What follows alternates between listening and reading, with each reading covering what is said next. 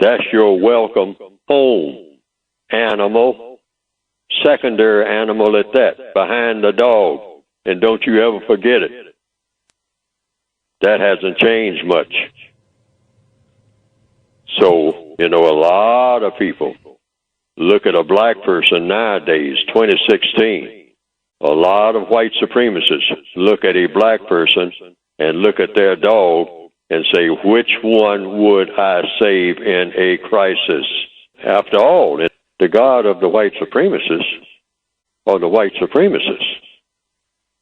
And they do believe that there is a creator maybe somewhere, but they try not to think about that too much because they like to think, like they said, like many of them, I won't say all or even most, but many of them a few years ago, some people may remember it, they said God was dead. They had a slogan, God died.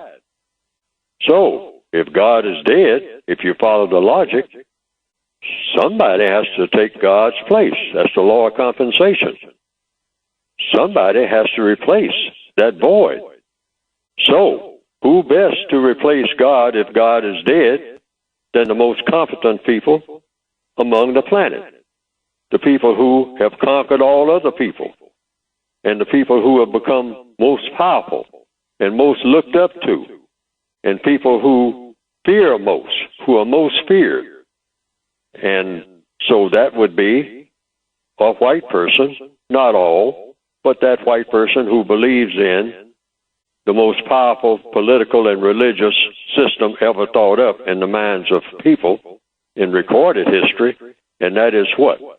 The system of white supremacy.